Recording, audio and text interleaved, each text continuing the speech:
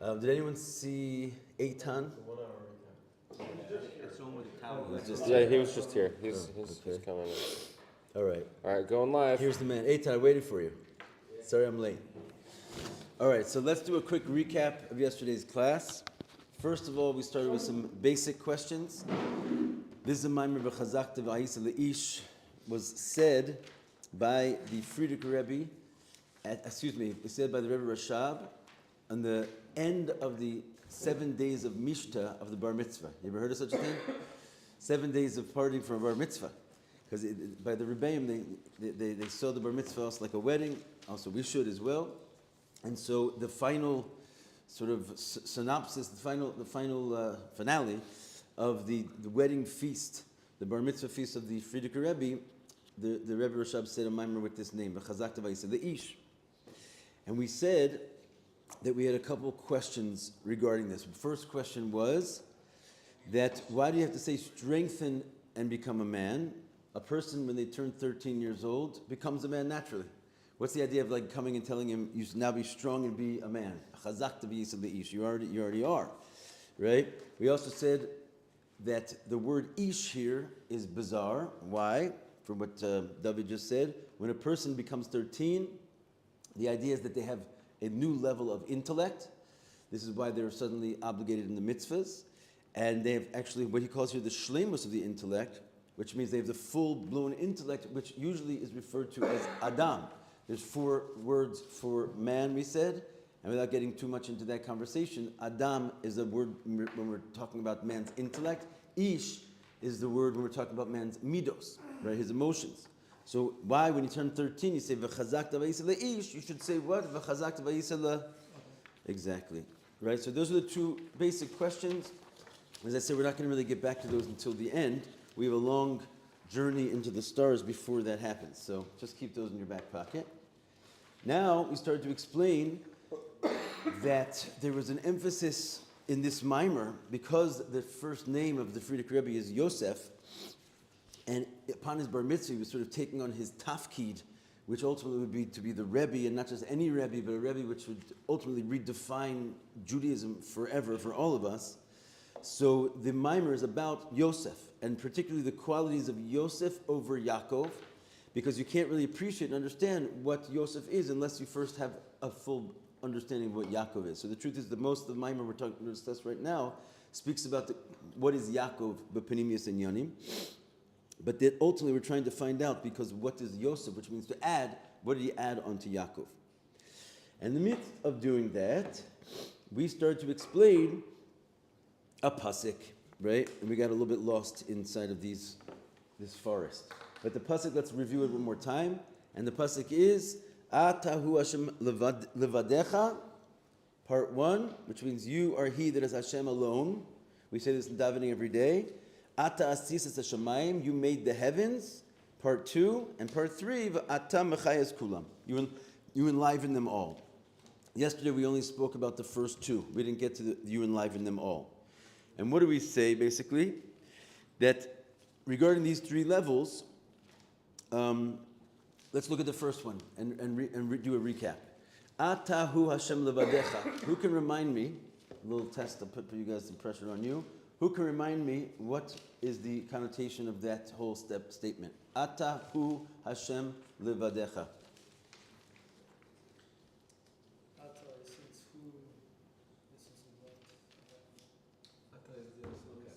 Ata refers to the essence of God. You, why do we say you? Because basically when you're saying in the second person, it's the one thing you can count on, that wherever you are, you is before you, right? The God is everywhere, and there's no place that he's not. So in any instance, it's essentially that thing which is before you. The essence of God is always there. It cannot be contracted. It can't be taken away. So it's always before you. Ata refers to the essence of Hashem. Continue. Atahu havaya levadecha. Who is the essence of the light? Okay. What is havaya?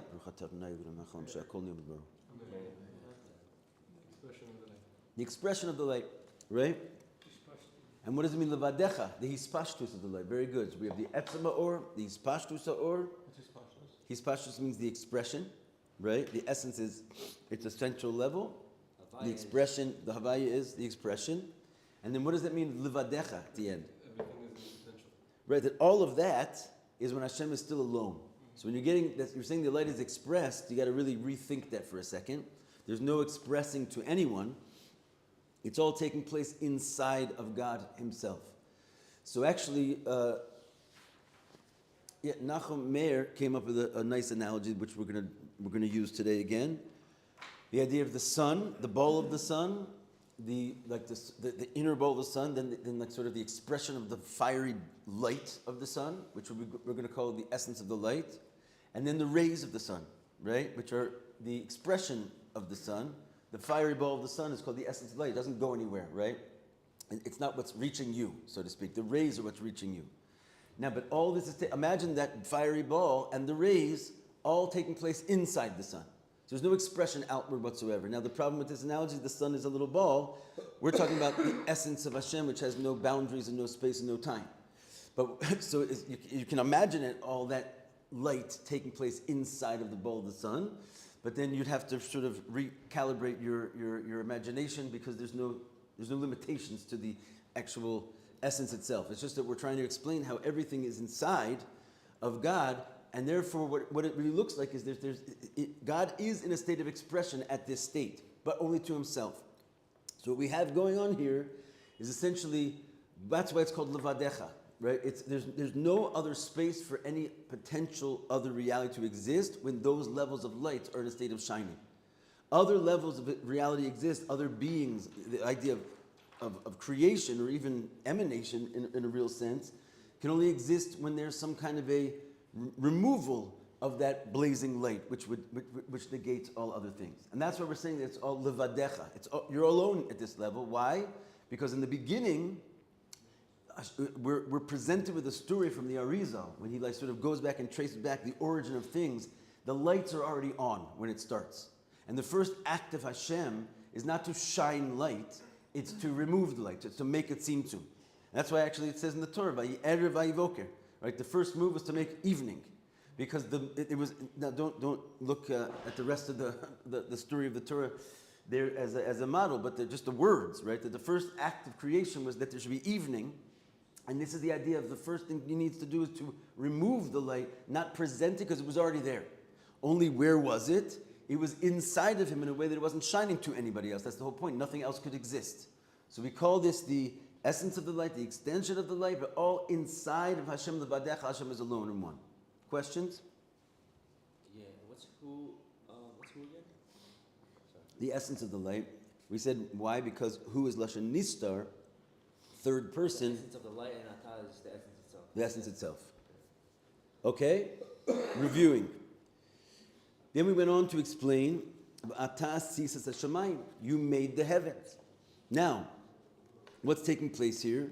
First of all, the heavens are going to be made. So we're introducing Mr. Creation. And how do we do it?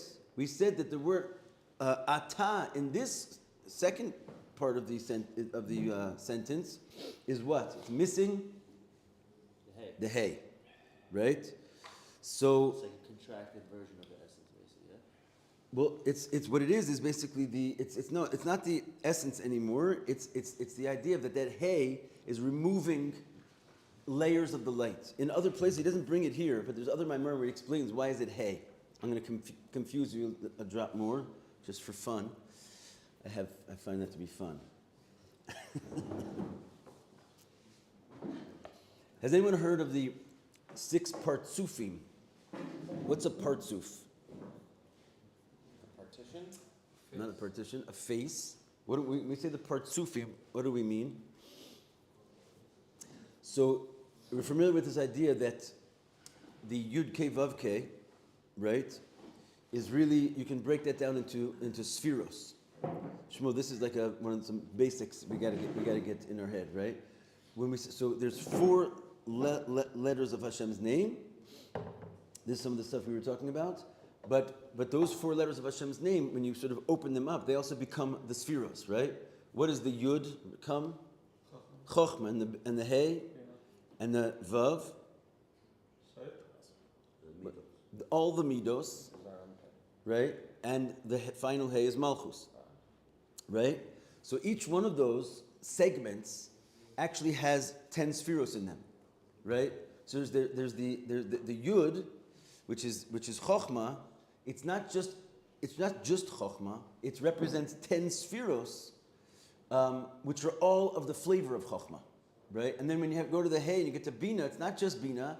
It's 10 spheros, which are all of the flavor of Bina. When you get to the Vav, it's not 6 spheros at all. It's really 10. It's a world with 10 spheros that have the energy and the experience of Midos, etc.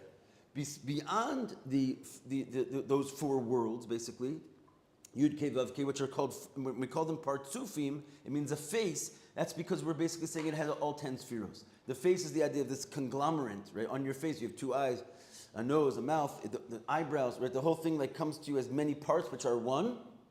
And this is the idea that all these spheres work together to express sort of what's a face to you. So we call them, instead of just the spheres, we call them the Partsufim when they're in their expanded form.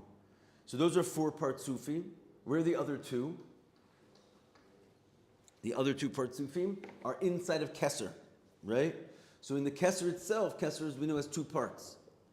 What are the 2 parts of Keser? What's that? What are their names?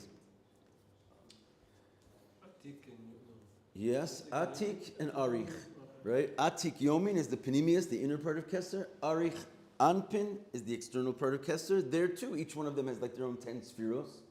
And they're called fully 6 Partsufim, right? 2 Partsufim of Keser, and then 4 Partsufim from Chochmah, Bina, right? Yud Kei Vav Kei.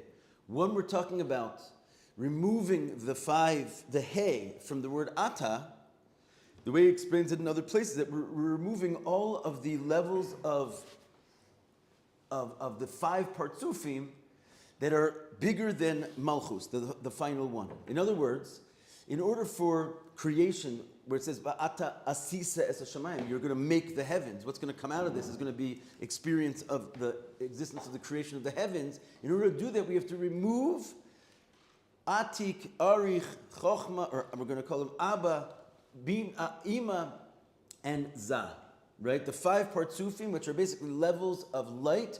Each one, if it would be there, it would be too overwhelming of light in order to enable to there be a small enough dose of godliness to actually create the feeling of separate existence.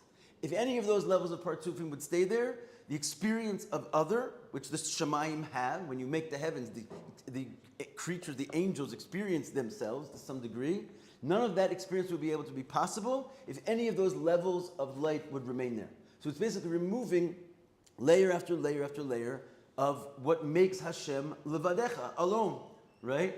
And when you wind up removing almost all of it, you wind up with just like the bottom of the bottom, then that little bit amount of light that's left over can give the experience that Hashem is, so to speak, not there, and there's the existence of something else. So it says, va'ata asis es hashamayim, the ata is missing a hey, that's what it's missing, those layers that are removed. So far, so good? No? You didn't understand? I understood, just very... I told you, this is deep stuff. Trust me, it's harder for me than it is for you. You can have a diagram, but you have to make your own. There are diagrams, we can pull one out. But truthfully, try to envision it for a second. Now, I want to explain something else, which is that this not all of this necessarily on the page here, right? But what takes place in this tzimtzum is in the place. Okay, we're in this place where Hashem is alone. What exactly is there, right? So we start to explain. There's an ocean of light, and then there's a drop of water inside of that ocean, which is eventually going to be the source of creation. So those 2 levels are called the Etzem Ha'or, in this mimer at least. They're called the essence of the light and the expansion of the light. Right? The infinite essence, like the infinite ocean of water, which is basically called essential light, that's never going to be relevant to the world. The only light that's going to be ever relevant to the world is the expansion of the light. But in its present state, when it's the drop of water, which is still inside of the ocean, it's still not able to play its role of actually being the source of the worlds. because it's still alone, because it's a drop of water inside of an infinite ocean that hasn't been like delineated yet. So even though there's an aspect which could create worlds within inside of Hashem, it's called the expansion of the light, this drop, in its present state, it's not able to function that way. Was the Torah created from that light also? Say it again? Was the Torah created from the little drop also, or is that a different thing, different source of light? It's not a different source of light. We're going to get to that in a little bit. Right now we're talking about creation. The third stage, Va'ata machayas kulam, you enliven them all, which we didn't start speaking about yet. That's going to come back to your question. So just work with me. You have this infinite ocean of light. You have a drop of water in this infinite ocean, but you can't even make out the parameters of this drop. We talk about this a lot because it's busy being in the middle of an ocean, right? You can only see that it's a drop if the ocean would disappear at some point. But it's in there, and so there is an aspect within Hashem which is already designed and designated to be the light of the world. It's just in its present position, it's not able to do so. And so the tzimtzum that takes place, it's actually a tzimtzum of both of those two types of light. When the light removes itself, there's an absence of everything. The place goes fully empty, right? The place goes fully empty, which means two types of light are removed. The infinite light is basically just vacuumed up inside of the essence, and Hashem, instead of deciding to shine it, decides not to shine it. And then also, together with that, the drop, which was in that infinite ocean, goes right along with it. What happens next? The drop light comes back by itself. It leaves the infinite ocean away, and the drop comes back by itself. So what happens is, we're going to soon see inside, the tzimtzum affects those two different types of light, the ocean and the drop, in a significantly different way. It affects the ocean light by just making it so it doesn't shine in that space anymore. That's the total effect of the tzimtzum on the ocean of light. It doesn't actually do anything to the ocean of light. It doesn't like get into its business and manipulate it or change it in any way. The only effect is that it no longer shines. Whereas the drop, which is now going to come back, it doesn't come back as it was. It loses those 5 layers, right? And it is manipulated, and it goes through like radical changes, because even that drop, as it was in its original form, was too much. So it has to. So part of those partsufim that we just discussed that are being removed. The truth is that the atik level, the highest level of the partsuf, that itself is the infinite light. That was drowned. That was also inside of the drop. So that's the first thing to go, right? You gotta lose like your identity as being part of an infinite ocean, right? And then it just keeps taking layer. And now you've sort of isolated this drop, but the drop itself is now out of the infinite ocean. It's still too much. So you have to take off all the other 4 partsufim. You're left with a minuscule drop of infinity, just enough to create all the worlds in heavens and earth with, right? Okay. I feel like I've said what I wanted to say there. Any questions? Yeah. So that drop, it keeps the last parzuf. Yes.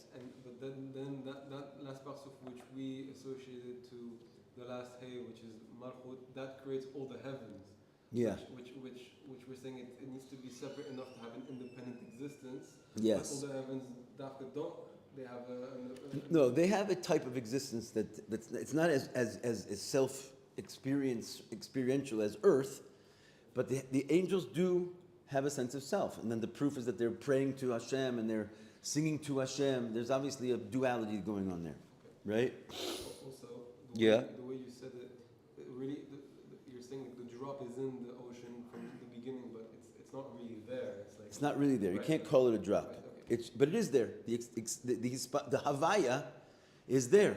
And here's where we start talking about Havaya de la Sata, Havaya de la E. There's different levels of what we call Yud Ke Vav Ke, right? And in its ultimate state, it's like there in a state of sort of non-being. It's like unvowelized to the point that like it's the letters have no shape or form, but it's a level of Havaya, right? The whole idea of this that Havaya can come to a state of being literally written on a parchment, or it could be in the words, or it could be in your mind, or it goes into deeper and deeper levels of non-being, to the point that when it's in that ocean, It's at its highest point of basically experiencing itself as nothing. Right. But it's there. But Just like we said about the stones inside of the kumkum yesterday, right? You're going to go look at this whole bunch. All you see is water. You can put your hands through it, no rocks. But you take away all that water, and you're left with mamash limestone. Where did it come from? It was there. it only comes out that it was there after it comes out. Say it again. It only comes out. It only comes out that it was there after the rocks came out. After, yes, So- but it was there first. They didn't come from. You didn't bring limestone from I from the boiled quarry. it. I boiled it. Fine, Hashem made a tzimtzum. Right, Hashem made a tzimtzum. It was dissolved. There's no question that he put some moves onto this ocean, but it turned out after those moves were put on, there was something in there. Where was it before? It was in a state of negation. Okay, fine, that's what we're saying. So Rabbi, That's what I'm the saying. drop. Yeah. Is that Atzilus or is that above Atzilus? It depends, right? The drop starts off being above Atzilus. But in that state, it's in the state that we're saying it's really not anything. It's just theoretically there. When it becomes out by itself, and all the other light is removed, and now in that empty space, instead of having infinite light filling it, you just have a drop, that's Atzilus, right? It's showed itself to be alone. The truth is, that's when you're going to go and start talking about the map, like you want a diagram, the Seder Ishtalshlus, you're going to see the first thing that comes out is not really Atzilus. There's many levels before Atzilus. There's Adam Kadmon, and there's Tohu, and there's there's more, right? There's different levels of Akudim, Nakudim, Barudim.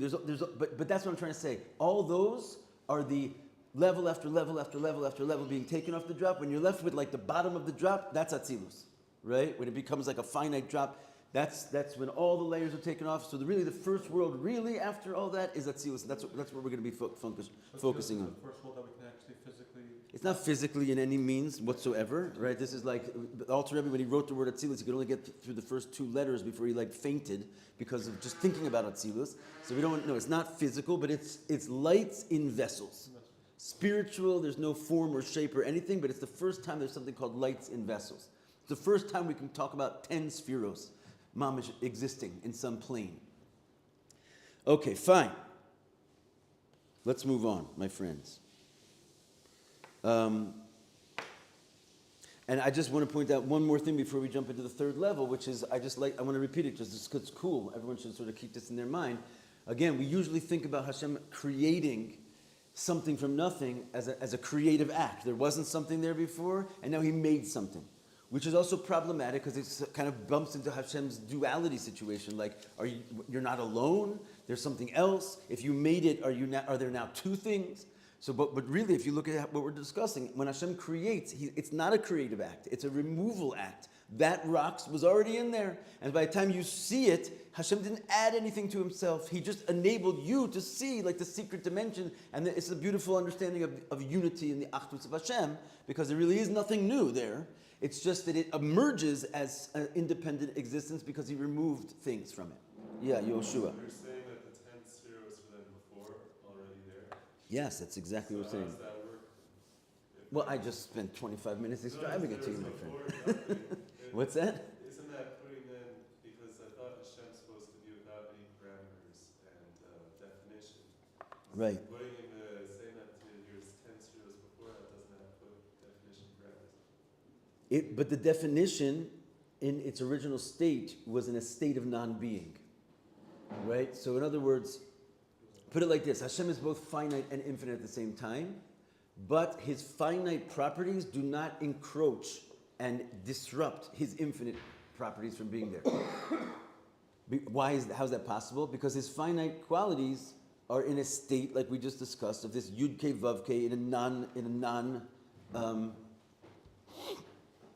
non-expressed state, in a form of total potential. But it's It's still putting still, yeah. So guess what? Hashem has finite. He's also finite. That's like the whole secret of Judaism. Hashem is both infinite and finite. But then you might say there's two, right? So the way we explain it is that his finite properties are in a state of non-being. So they do not actually limit him, right? He has the ability to be limited, but he is not himself limited.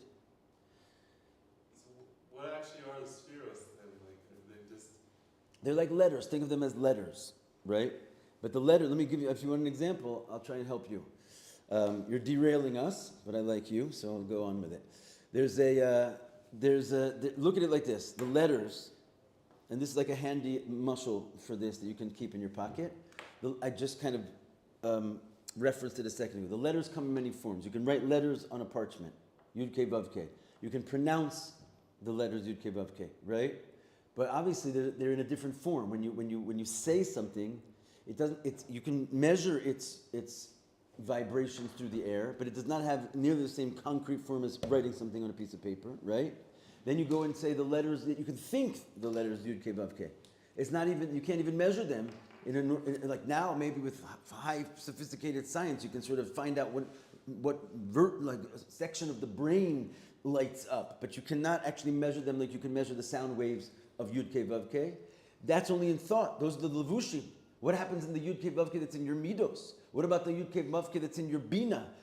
Each one, the materialism of the Yud Kei Vav Kei is less and less. All the way you go up now to the Chokhmah, then you go to the Keser, then you go to the Orein Sof. The level of be-isness, right, that's attached to those letters becomes less and less. And there's a physical model we can understand. It's the difference between a Sefer Torah, where the letters are written on parchment, to the Luchos, where the letters were engraved and the letters were actually an absence of a letter. Would you mind just move back? The letters were an absence of a letter, which means the letter was a letter of air. There was no letter there. It was engraved through the entire stone. Give me the Aleph. Here. There's nothing to it. There is no Aleph there. But I'm reading it. Right? So that metaphor of the Ten Commandments, that the letters were inside there, hanging in like miraculous letters, mind you. It says the Samech and the Mem, which are fully round, right? They were hanging there with the little dot in the middle, miraculously. You know what I'm talking about? Right? Because they were magic letters. What do these magic letters represent? The letters with no form inside of the essence of Hashem. Right? And so they're there and they're not there. They're there because we can't say that there's something new when Hashem gives us 10 spheros, because as much as that bothers you, it's even more heretical, actually, than saying that they weren't there to begin with, because it means there's something other than Hashem. Either way, you're sort of stuck with this idea that there's something other than Hashem.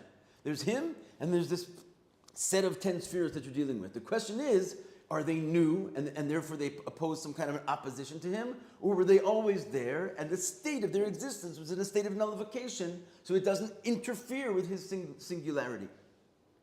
That's the best I got for you, kiddo. All right, moving right along.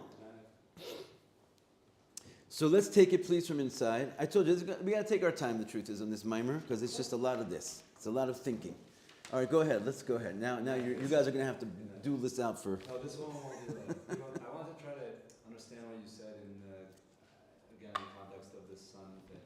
So, would it be accurate to say that, like, if the sun is the essence and then the light, the ball of light.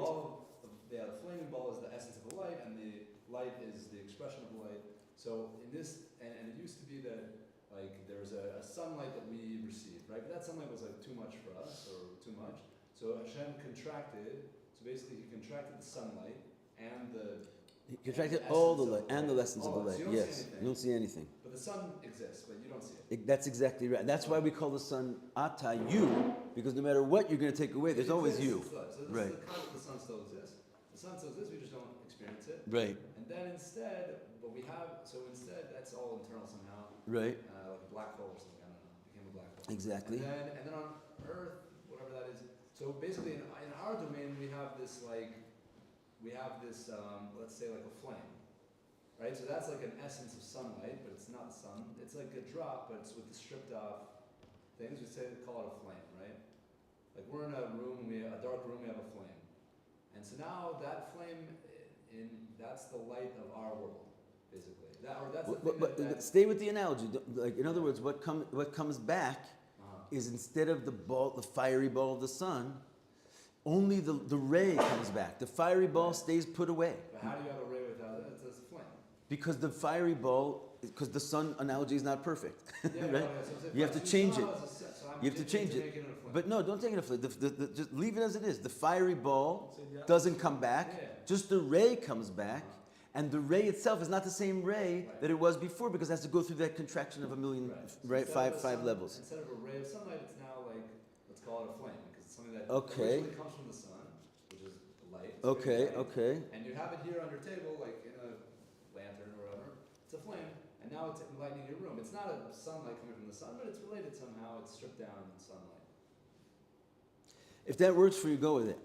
Okay? I'm trying to understand. Like, You can say the All right, let's atmosphere- move on. My dear friends, The atmosphere was stopping you from burning. we're going to take it from Os base, page Kuf Dalid, this big giant paragraph. Please count 1, 2, 3, 4, 5, 6 lines up from the bottom. In the middle, there's a period, after some parentheses, and we're going right there. Va'ata mechayes kulam. Getting to the third section of this situation. So we had the infinite light.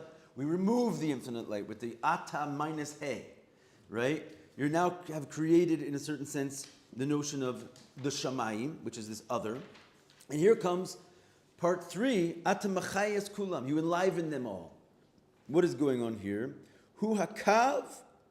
This represents the kav. In other words, like the return, as it were, of the drop or the ray.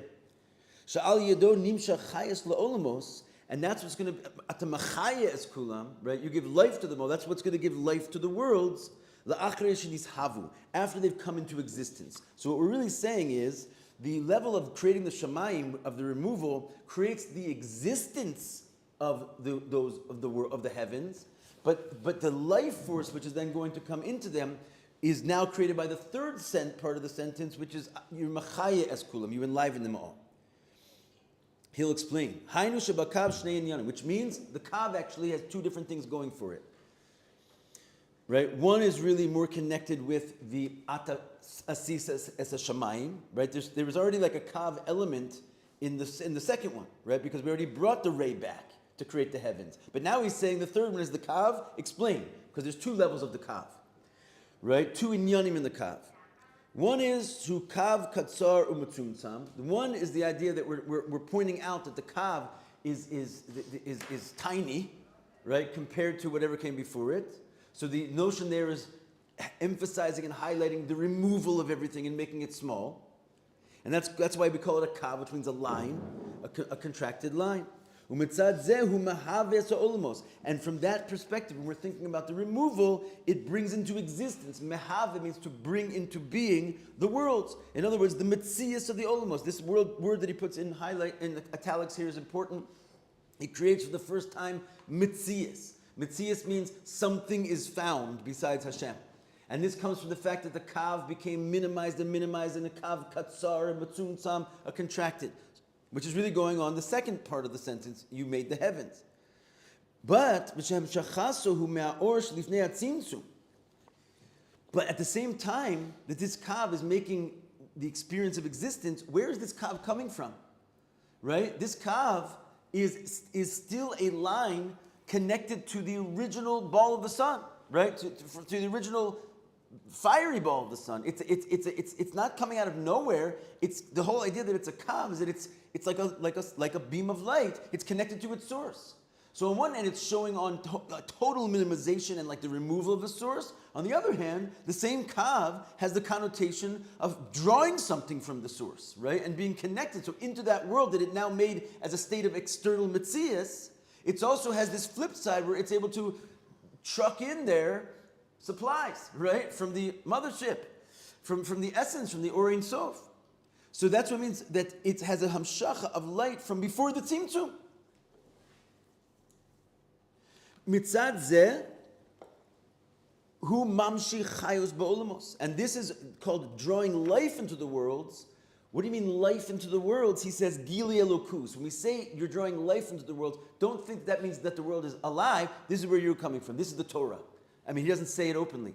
But this is the idea that in those worlds that he just created and brought them into being, which is basically them feeling separate, he trucks through that same line which created them, a pipeline into the Or Ein Sof, and he can bring a Gilui Elokus into them. So this is Atamachayas Kulam. You're going to bring Chayas, not just their Chayas of their existence, but the Chayas of infinity back into those worlds that you just created as a finite Metzias. And this is the third sentence. You Machayas Kulam. You enliven them all with a Gilui Elokus. So it's towards a separate, and not entity, like a separate kind of pipeline then. It's not actually a part of the creation. It's piping through that same pipeline that made creation, but think about it for a second, right? The idea that this is this minimized little line, it automatically has two things going for it. On one hand, it's a removal of the Or Ein Sof, because it's only a little line instead of the Or Ein Sof. On the other hand, it's piping in the Or Ein Sof. It simultaneously has the ability to do two different things. So when you're emphasizing the minimization, you're talking about there being something other than Hashem. When you're emphasizing that it's still connected to the Or Ein Sof, you're showing that the Or Ein Sof can be pipelined into the creation and bring a Gilui Elokus into the creation. It does both things. It's a kav, right? Divides and connects. It divides and connects at the same time, right? Also revealed. Yeah, right. Just think of it as two properties. It's tiny and it's connected. So those two things go together. One represents separate existence. One represents infusing that separate existence with the Or Ein Sof. V'zeu she'ata zeh, and that's why the ata in this statement. Remember, all these three statements have ata. Ata hu Hashem levadecha. Ata asisas hashemayim. V'ata machayes kulam. V'ata machayes kulam. So he's saying that we're going to get to the vav. Yes, I did that on purpose. You picked right up on it. So he says this is the Indian of v'ata mechayes kulam hu malei hey. The hey comes back again, right? This ata does not have a missing hey, even though it's the same kav. It's playing it puts a different hat on, and it's pumping back all those 5 levels that were missing. Guess what? All the 5 levels that were missing, which is a very exciting thing from us. Not only can we get to, in this world which is created with a huge minimization so we feel separate, can we get to the Zah, we can get to the Ima, we can get to the Abba, we can get to the Arich, we can get to the Atik, right? In other words, you can pump into this baby the straight ball of the sun itself, right? Because God created sort of a way out of the separateness. You read the L'Tzorech Aliyah, 100%. You're going to just wait and see how much the Aliyah is. Right? So, this is why this Ata has the hay back. It's not accidental. Kamo Ata Rishon, just like the first Ata hu Hashem levadecha. When Hashem was alone, there was infinite, all there was God, and there was no existence of worlds, an experience of total Elokus where worlds do not exist. That very experience gets pumped into the world. That's Torah, right? Ki inyan zeh sheba'akav shu mechayes kulam, because this concept of the kav enlivens everybody. Hu mitzad zeh shenimshach bo gilui ha'or shlifnei hatzimtzum. Why is it? What does it mean? It enlivens everybody. It's because it's pumping in that very light which was there before the tzimtzum. That very light which the worlds could not exist in place of that light because it was too infinite to allow other existence. Once the other existence is made, there's like a little opening where the infinite light, which negates all of existence, can come into existence. That's a neat trick. Can you do that? All right, let's go to the next paragraph. V'yesh lomar dezeu shemevi ba'maimer. This that it's brought in the Maimer. We're basing this on the Maimer from the Rebbe Rashab. Behemshech l'zeh va'ata mechayes kulam. As we continue and explain that you enliven them all, and he explains what we just explained, that this is talking about drawing the infinite light through the kav. He brings the lashon of the Tikkuni Zohar just to make us sure that we know that we're saying the right thing. Right after that, in the Maimer, he brings these words: "Va'hu neviu iu kenishmasa legufa, the iu chaim legufa." Right? We say this in Pasach Eliyahu every Shabbos. It says this flow is like a soul to the body, and it's like life to the body. He explains this aspect of the kav, this flow, this channel, as a soul to the body and life to the body. Bichdei lahadgish, and he brings that in order to emphasize that the kavana b'va'at machayes kulam, that the kavana in this third statement of you enliven them all, kan Lola in his havus. It's not coming to emphasize the existence of, so to speak, the creation in its own, which would be the body, right? Which now this is an interesting thing. Before, just let me skip the parentheses for 1 second because it's so interesting. It's going to confuse us. So it's not coming to show us that he's emphasizing the contracted version of the kav. Ela le'inyan hachayus. It's this part. Va'ata mechayes kulam is clearly there to show us that it's like life to the body. It's like a soul to the body. It's the elukus back in the body. Kamosha neshama machayas aguf. Just like the soul enlivens a body and brings to this, so to speak, dead, entity, all of a sudden, chayas and life and elukus. Now, in this parenthesis, just an interesting thing the Rabbi does there. So you bring it's like the soul of the world, basically. But again, it's not just even the soul of the world, like a little cow running around. That would still be considered like a body compared to what we're talking about, which is like the real soul of the world, which is the elukus, that it reconnects, right? But yeah.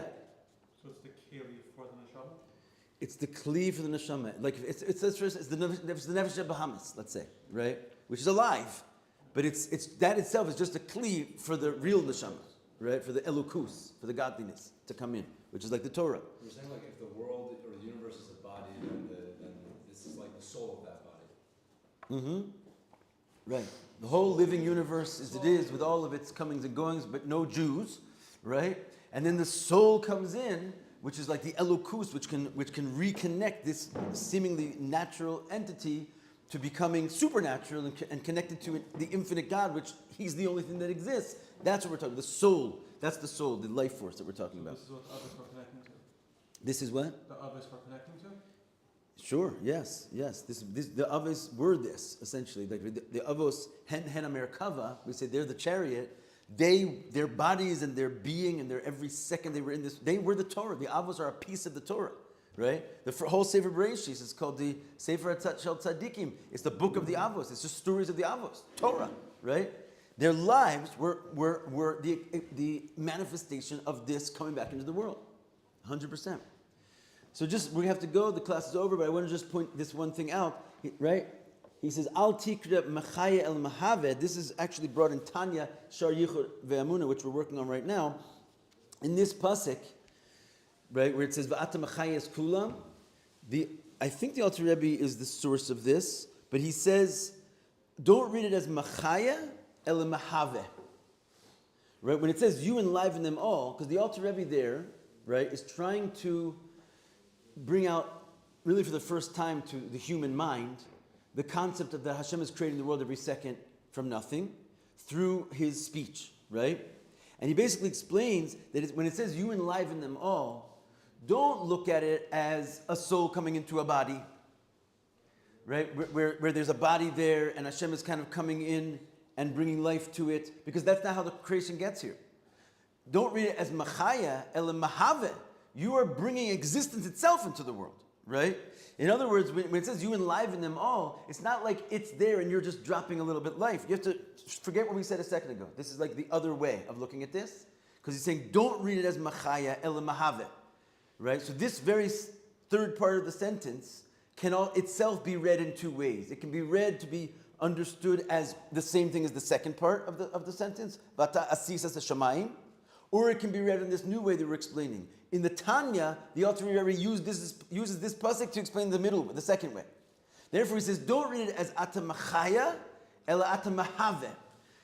Don't read it as you're enlivening the worlds, but you're in bringing existence to the worlds, because you don't enliven the worlds like a soul enlivens a body, whereby it's sitting there and you just sort of turn it on and bring it to life, because there's no existence without you.